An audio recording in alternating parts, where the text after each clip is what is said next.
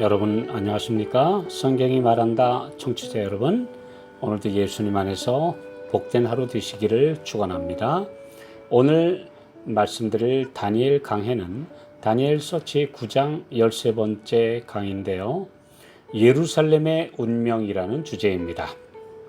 다니엘 9장 26절, 장차 한 왕의 백성이 와서 그 성읍과 성소를 회파하려니와 그의 종말은 홍수의 엄몰됨 같을 것이며 또 끝까지 전쟁이 있으리니 황폐할 것이 작정되었느니라.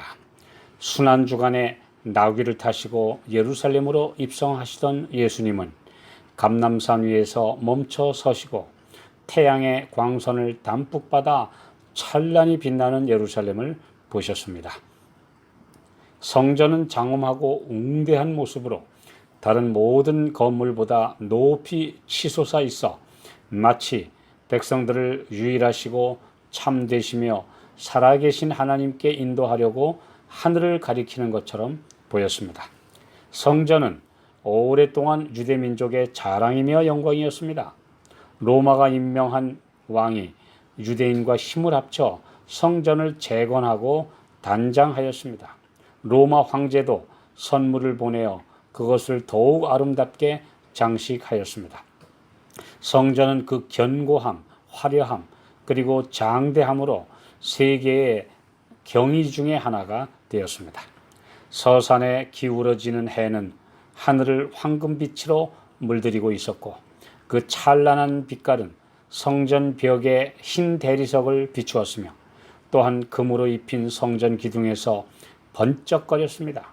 예수님과 그분을 따르는 제자들이 서 있는 산등성이에서 볼 때 성전은 흰 눈으로 만든 큰 건물에 황금 첨탑들이 솟아있는 모습이었습니다.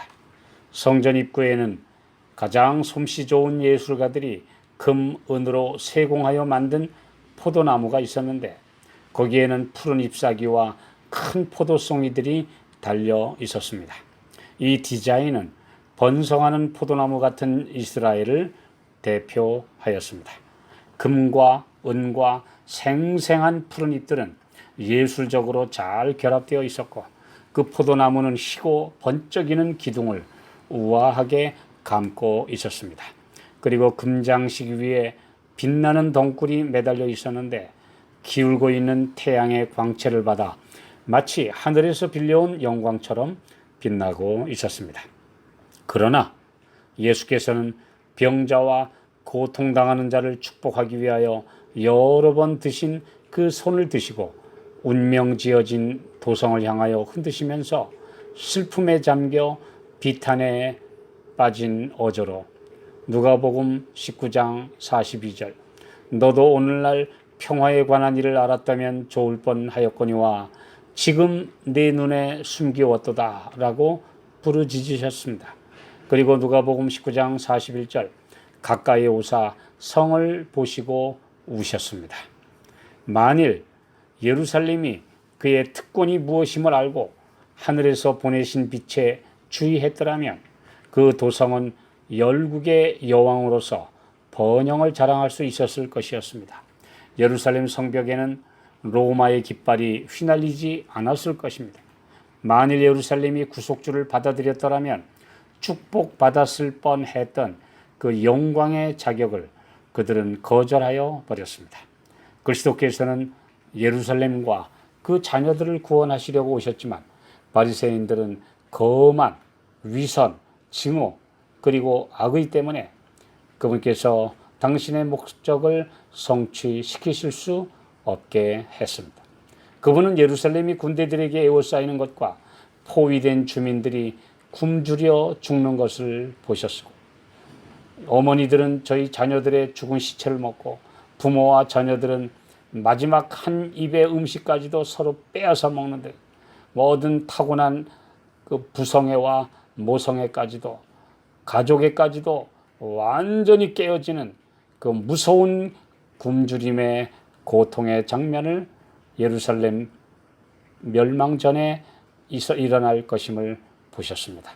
그분은 당신의 구원을 거절한 데서 확실히 나타난 유대인들의 완고함이 그들로 하여금 로마 군대에게도 역시 항복하기를 거절하게 만들 것이라는 사실을 보셨습니다. 그분은 당신이 십자가에 달리실 갈바리 언덕에 삼림의 나무들처럼 빽빽하게 십자가가 세워지는 것을 보셨습니다. 그 처참한 운명의 거민들이 고문대와 십자가에서 고통을 당하며 아름다운 궁전은 파괴되고 성전은 황폐되며 성전의 거대한 벽은 돌 하나도 돌 위에 첨놓이지 않을 것을 보셨습니다. 이 무서운 장면을 보시고 구주께서 고민하시며 우신 것은 당연한 일이었습니다. 메시아를 거절하고 그분의 눈물 어린 호소를 멸시한 유대 지도자들은 결국 자신들뿐만 아니라 성전과 온 민족의 비극적인 운명을 자초하고 말았습니다. 그들은 누가복음 19장 14절에 우리는 이 사람이 우리의 왕됨을 원치 아니하노이다 라고 공식적인 거부를 한 것입니다. 심지어 요한복음 19장 15절 저희가 소리 지르되 없이 하소서 없이 하소서 저를 십자가에 못 박게 하소서 빌라도가 가로되 내가 너희 왕을 십자가에 못 박으랴? 대제사장들이 대답하되 가이사 외에는 우리에게 왕이 없나이다 라고 하므로 로마 황제를 그들의 왕으로 선택하고 말았습니다. 그들은 사탄의 대리자인 로마를 선택했으나 결국 그 로마 군대에 의해 처참하게 멸망하고 말았습니다. 다니엘 9장에 있는 말씀처럼 끝까지 전쟁이 있으리니 이것이 평화의 주님을 거절한 유대 민족의 장래였고 이 세상의 상황이기도 합니다. 그러나 국가적으로 버림받았다고 해서 유대인 개개인에게 구원의 문이 닫힌 것은 아닙니다. 오순절 후에 수많은 유대인들이 회개하고 그리스도인이 된 것과 맹목적으로 성도들을 박해하던 사울이 회개하여 복음의 사도가 된 것은 주님의 용서와 구원은 개인적으로 누구에게나 열려 있다는 사실을 보여주는 것이죠. 계시록 11장 18절 땅을 망하게 하는 자들을 멸망시키실 때가 가까이 이르렀습니다. 죄는 이 땅을 망하게 하며 죄악의 잔이 가득 차서 넘치려 합니다. 예루살렘의 멸망은 마지막 세계 종말의 예표입니다. 자비의 시간이 남아있을 때 우리의 가족과 우리의 구원을 위해 기도하며 최선을 다하기를 주님이 원하십니다.